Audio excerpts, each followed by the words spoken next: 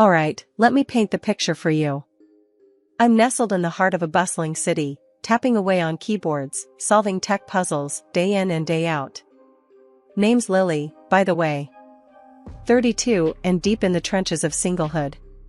Not for lack of trying, mind you. I've danced the dating dance more times than I care to admit, each time hoping the music doesn't stop on yet another dud.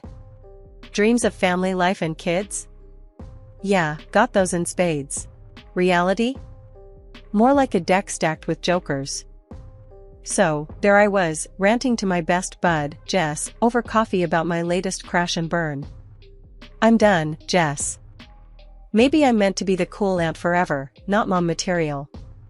Jess, ever the optimist, shot me that I've got the solution look. Why don't you try online dating? Worked for me and Mark, she suggested, sipping her latte like she just dropped the mic. I scoffed. Online dating? That's like dumpster diving for love. But Jess, bless her stubborn heart, wasn't having any of it. Not all dumpsters, Lily. You just gotta find the right one. Give it a shot. Peer pressure's a thing, folks. So, I caved, setting up a profile on one of those dating sites, fully expecting a circus of clowns.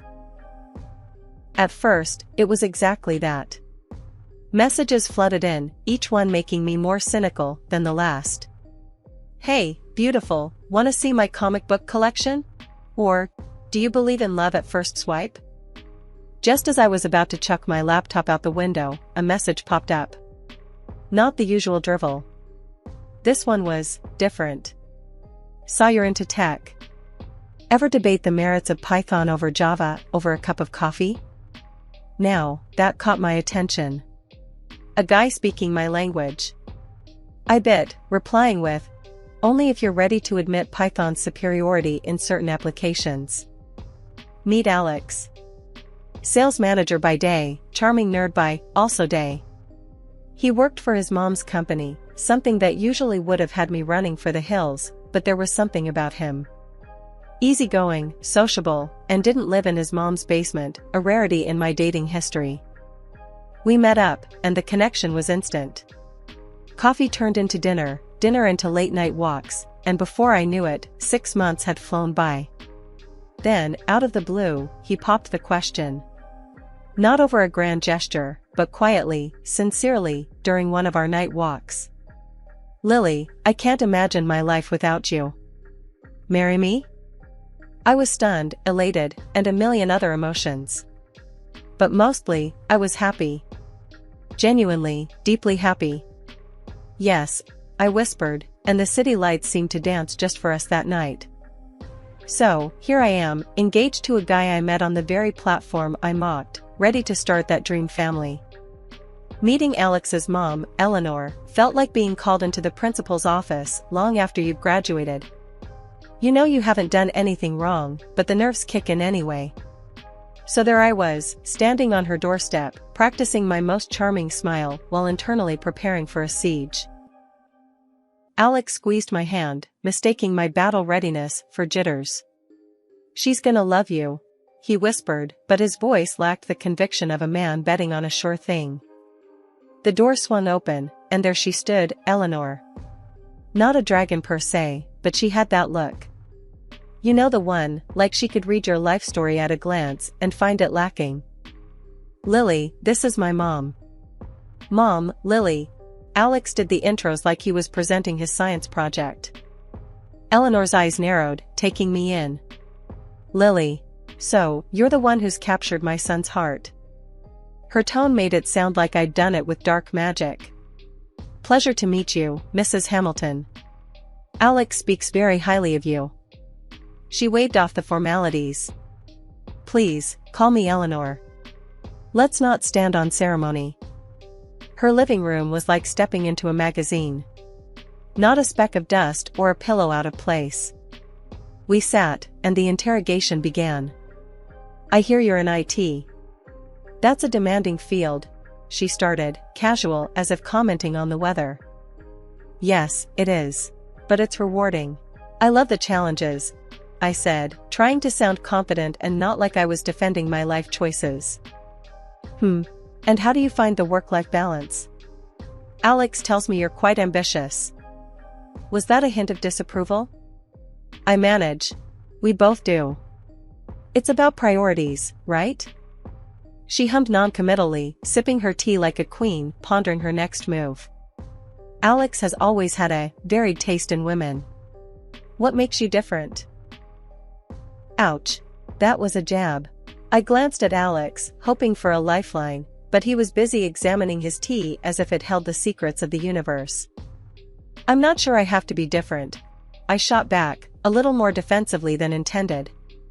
I care about Alex. That should count for something. Eleanor leaned in, eyes sharp. Of course, dear. But you must understand, as his mother, it's my job to be cautious. Many have tried to, let's say, take advantage of our family's position. I wasn't sure whether to be offended or amused. With all due respect, Eleanor, I'm not interested in your family's position. I have my own career, my own goals. Alex is not a means to an end for me. There was a brief flicker of something in her eyes, respect, maybe? Or surprise? Hard to tell. Very well, Lily. We shall see. Time does have a way of revealing true intentions, she said, her voice soft, but carrying a weight that felt like a veiled threat. Alex finally found his voice as dessert was served. Mom, Lily's amazing. You'll see. We're good for each other.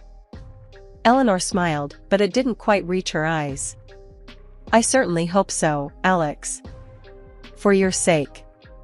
The rest of the visit passed in a blur of polite conversation and thinly veiled barbs from Eleanor. As we left, Alex was apologetic, whispering assurances that it went better than expected. Better than expected? I couldn't help but laugh, albeit bitterly. Your mom's got a sharp tongue. I felt like I was on trial. Alex winced. She's protective, that's all. Give her time. She'll come around. I nodded, though doubts swirled like storm clouds. Meeting Eleanor was like venturing into a lion's den, armed with nothing but good intentions and a stubborn streak. After tying the knot, Alex and I settled into my apartment, transforming it from mine to ours with every shared laugh, argument, and makeup kiss. Life was good, or at least as good as it gets when you're navigating the newlywed phase alongside dodging the occasional curveball from family.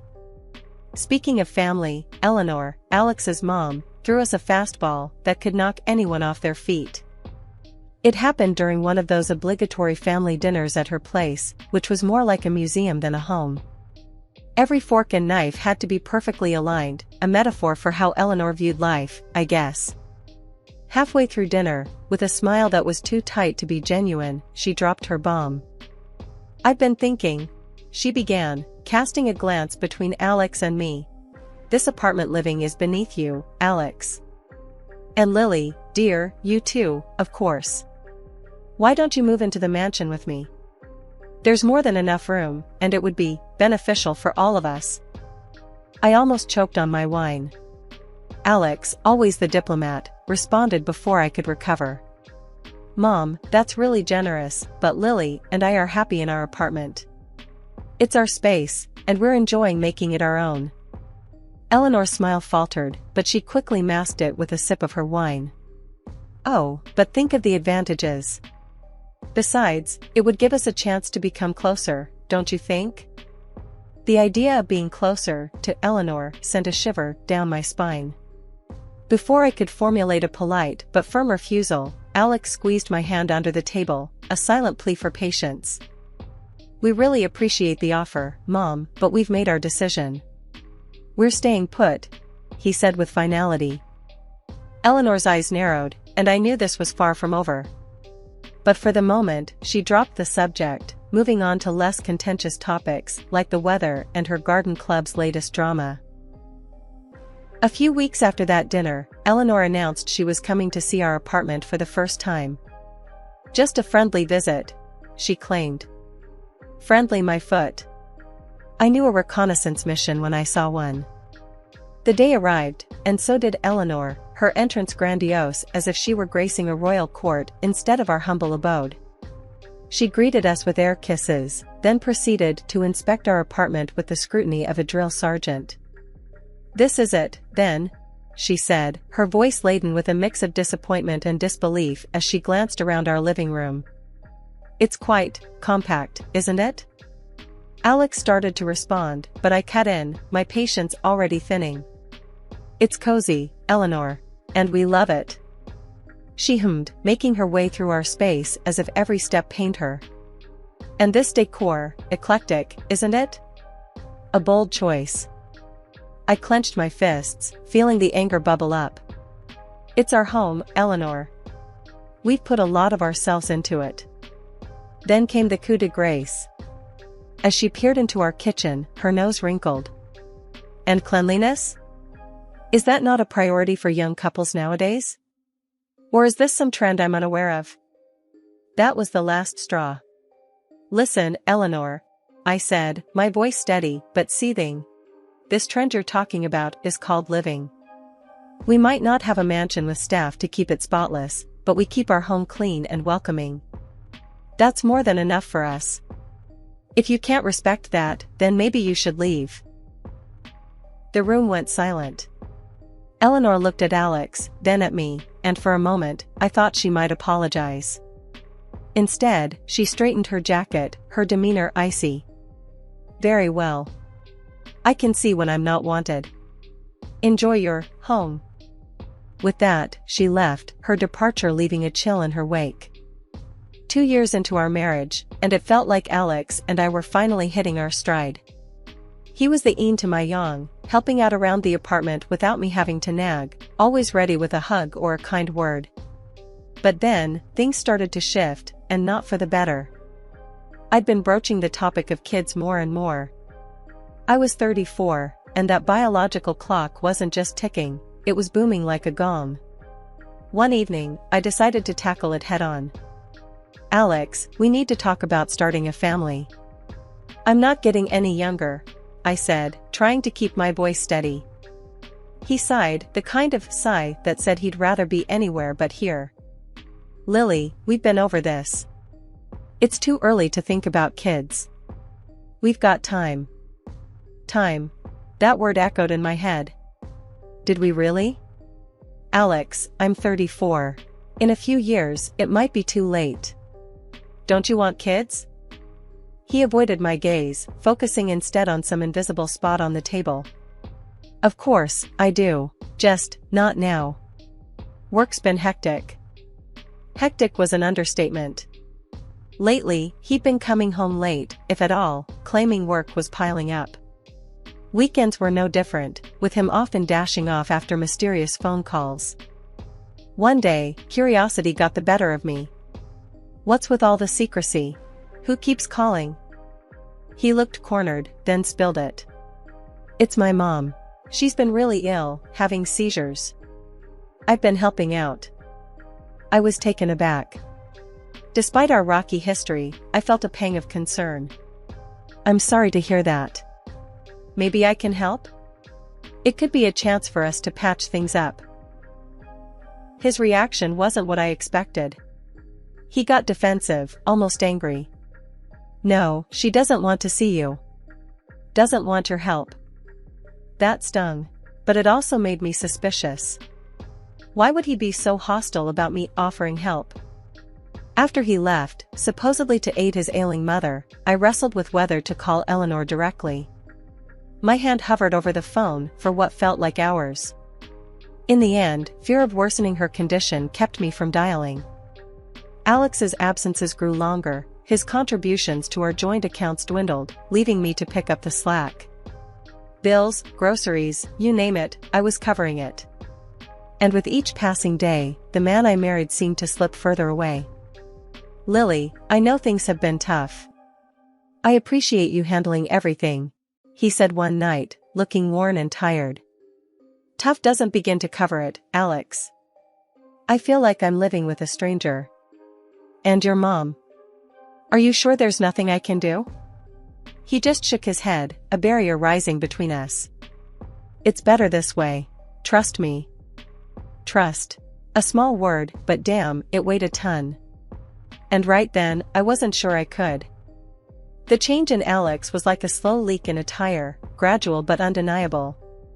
Nights spent alone in our bed became the norm, his side growing colder with each passing day. The sound of his voice was replaced by murmurs into his phone, always stepping out of the room, always whispering. "It's Mom," he'd say. "She needs me." But the gaps in our bank account told a different story. Suddenly, I'm playing the role of the breadwinner, juggling bills and groceries, watching my savings dwindle like ice in the sun. Over coffee, I vented to Jess, my go-to for unfiltered advice. "He's hardly home, Jess. And when he is, it's like he's a million miles away. Plus, our finances are a mess." Jess raised an eyebrow, her skepticism palpable. "Girl, this sounds shady. Have you thought about digging deeper? Maybe hire a PI?" She half-joked, a smirk playing on her lips. I laughed, brushing off the idea. Yet, it lingered, gnawing at the back of my mind, a seed of doubt planted firmly in soil fertile with suspicion. Then, out of nowhere, Eleanor, the last person I expected a call from, reached out, suggesting we meet at a cafe. Curiosity piqued and desperation for answers swirling within me, I agreed. The Eleanor I knew was a fortress, her health the moat keeping us at bay. Yet, here she was, extending an olive branch. What could she possibly want to tell me? The morning air felt heavy as I walked into the cafe, a storm brewing in my heart.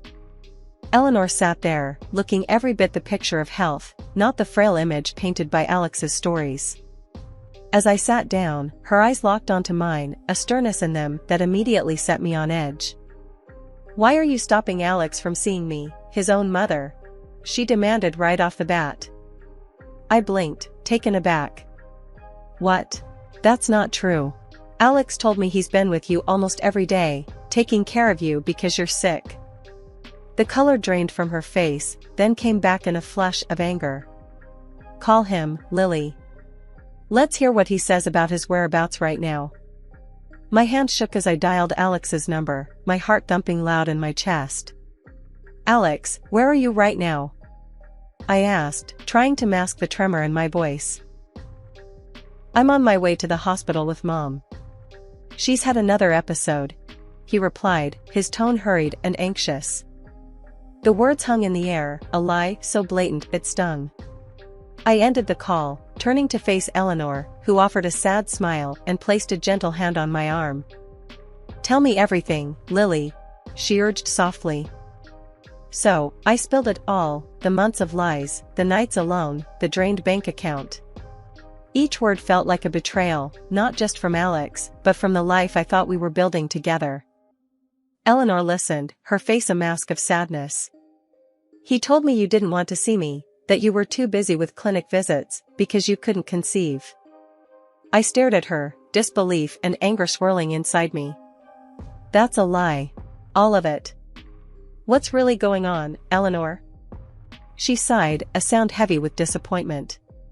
"Alex has always been restless. Always looking for something more. I threatened to cut him off unless he settled down, found a good woman, and started a family. I thought he'd changed when he brought you into our lives." The revelation hit me hard.